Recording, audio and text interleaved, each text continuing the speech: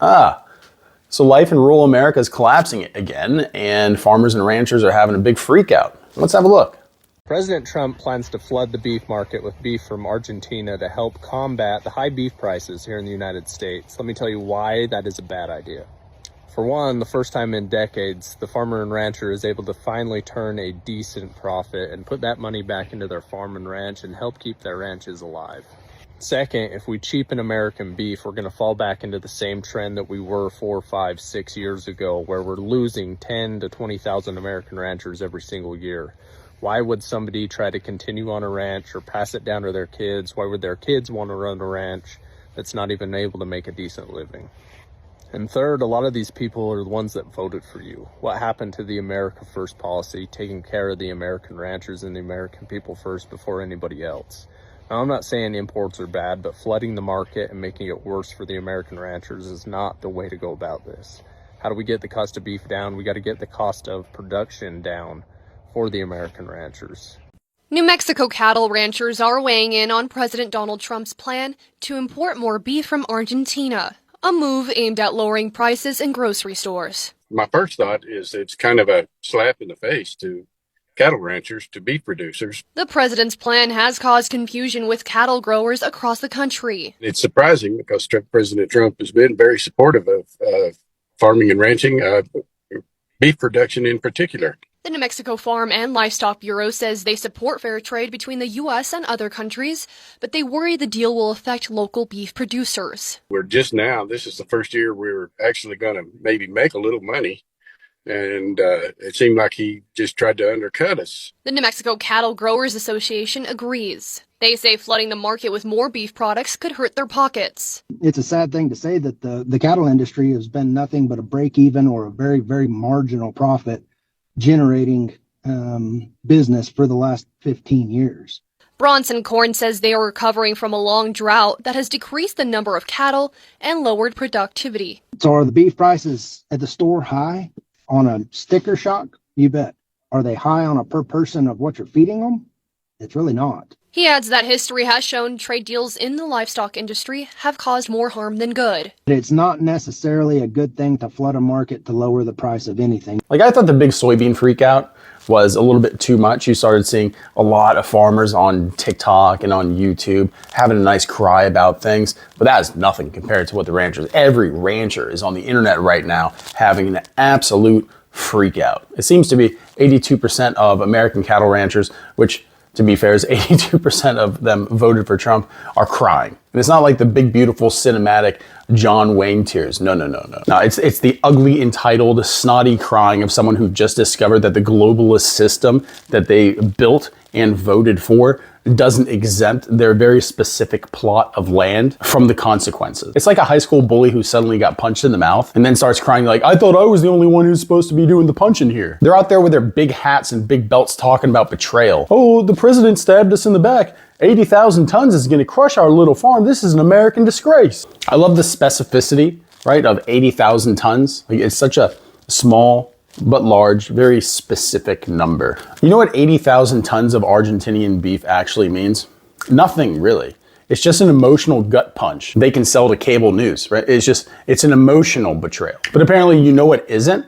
It's not the 80,000 tons coming from Argentina. It's the 180,000 tons, or more realistically, closer to 350,000 tons that usually we get from Brazil. Brazil is shipping so much beef to the United States, or it was until we imposed a 50% tariff on their country. Brazil has been shipping so much beef to America, their cargo ships are pretty much ran off steak grease. We've been maintaining cheap trade with South America when it comes to beef for years, and these ranchers sat on the sidelines and said nothing really. They were cheering on the tariffs on everything else and hoped that nobody would actually notice that the entire meatpacking game is owned by 3 multinational companies and they've rigged the prices as it is. What most people don't even know is you don't even know what kind of beef you're eating for the most part. As long as the beef comes to America and it isn't processed, it's actually processed in America, there's no requirement for you to actually know where the origin of your beef comes from. You think McDonald's is American beef? No, most of that's Australian and Brazilian. But back to the ranchers. You wanted a free market, right? You loved it. Deregulation, tax cuts, let the market decide. Well, the market decided that your $2,500 steer just isn't as profitable as a steer from a country that pays its workers $8 a day and is ready to clear cut the rainforest just to create more pasture for cheap beef. The market said, we'll buy your cow, but only if it's going to be the cheapest cow on the planet. And your cow? No, it's not. The betrayal wasn't from a politician. The betrayal was from a spreadsheet. It was an Excel file deciding that your family's legacy was less valuable than a 1% profit increase for a global food conglomerate whose name you can't even pronounce. And the politician who proposed it, they told you exactly what their priority was going to be. The consumer, and of course corporate wealth. But the consumer really is the most important thing when it comes to late stage capitalism, because it is the whale that must be fed. And you really think that consumers are going to care about the legacy of your ranch that was handed down for generation after generation? You think that's going to matter to the average American more than them being able to buy beef that's the 50 cents cheaper per pound? No, it doesn't matter to these people at all. A lot of these people will step over the corpse of their mother just to find a good coupon. The average American will trade their firstborn child for better gas prices. We saw it in the war in Iraq. You think they care about the existential crisis of old man Earl and his prized Angus cow? They're too busy on TikTok watching some idiot burn one of your expensive steaks. The best part is them complaining about the unfairness of the situation. Like, it's a geopolitical ploy. It's an attack on our food sovereignty. No one cares. No one cares about all the crying from ranchers. And why? Honestly, it's just because the U.S. economy was built on the destruction of local economies for larger global scaling. So that's the whole business model. Now, you think the guy in suburban Ohio getting his cheap packages from Amazon really cares about the farms? Do you think they really care about the local business that closed just down the street? No, they don't care. They got their cheap paper towels from Amazon. Your tiers don't move the price of lean trimmings, which is mostly what we're importing from other countries anyway, and that's just filler. The stuff that actually helps the big four meat packers in this country actually mix your very expensive beef with a cheap beef from outside of the country to make the ground beef that everyone actually buys at the store. The only people here who really benefit from this big global meat shuffle is the multinational packers. Like, they get to crush the price that they pay you while keeping the prices high for us, the consumers. They're the enemy. But you spent your entire life telling people they need to pull themselves up by their own bootstraps. Well, I guess Argentina used their bootstraps to pick themselves up and kick your ass out of the market. The truth is, American industries are just gonna die. That's the reality of the situation. So stop crying and start rebranding your ranch for some kind of luxury bed and breakfast for the mega wealthy. Because honestly, that's the only way out in the future. Listen, I spent a lot of time in Wyoming, right? Father retired there, and I just kind of hung out there for a long time, did a lot of fishing, did a lot of hunting, met a lot of ranchers because he lived smack dab in the middle of ranch country. And I've met a lot of cattle ranchers. I've met a lot of ranch hands. And usually, generally, they're very nice people. They're very naive to the rest of the world because they live in the middle of nowhere. And I mean, truly the middle of nowhere. I mean, the nearest Walmart being 100 miles away. I'm not kidding. It was exactly 100 miles from my father's house.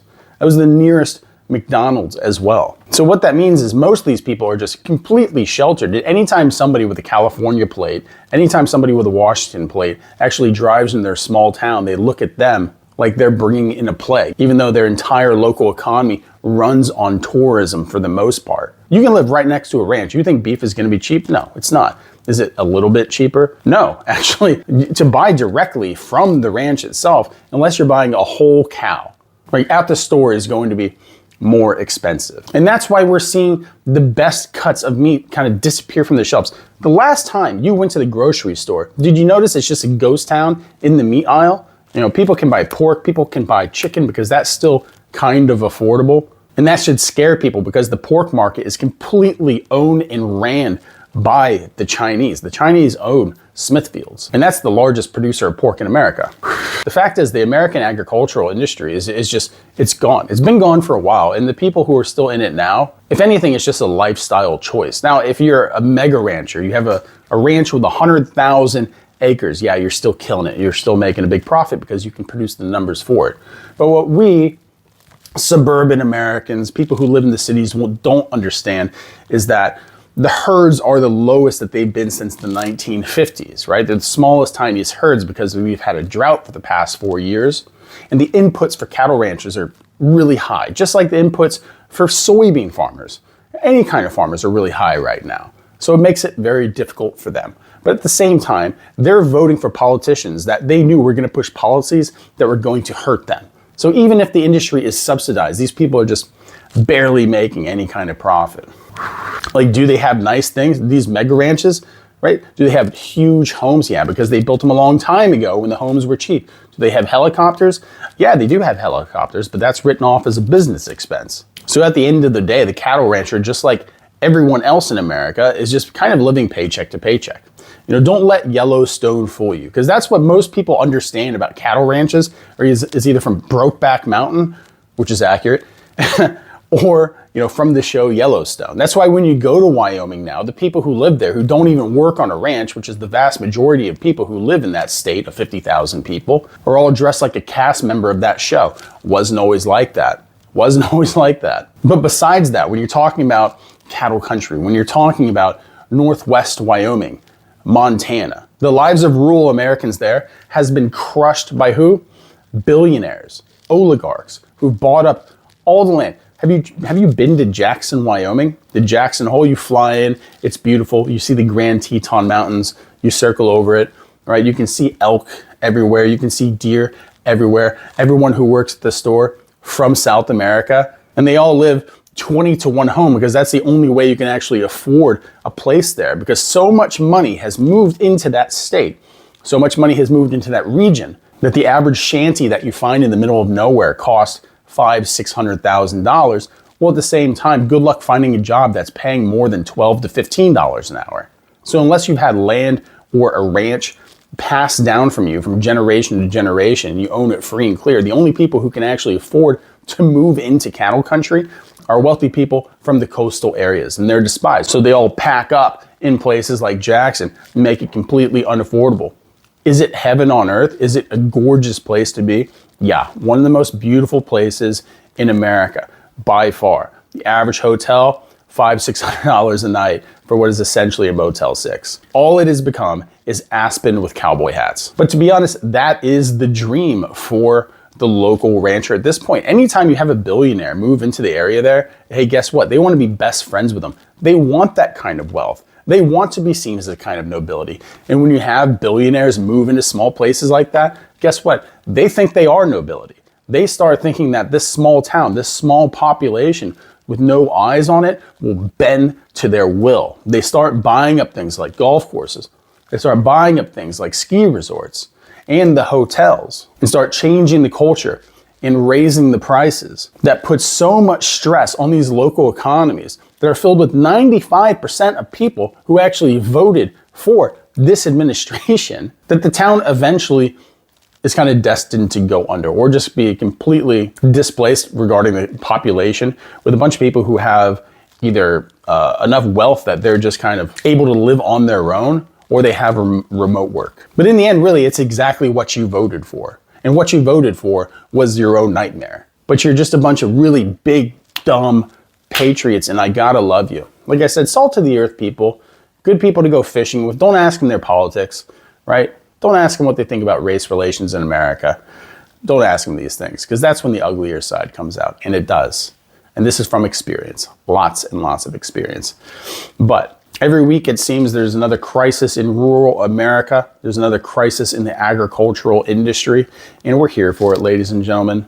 We're here for it. If you're still here at this point, like and subscribe. Think about becoming a member. Give us some money via a donation, won't you? We like money. And tell me what you think, right? Are you a big fan of the ranchers? You a big fan of Yellowstone? I think it's an overrated show, personally. It's not bad, but there's far better shows out there. Either way, I can honestly say that some of the dumbest people you'll find are in some of the most beautiful places in this country. But everybody, thanks for stopping by as always. I hope you have a good weekend. Get out there.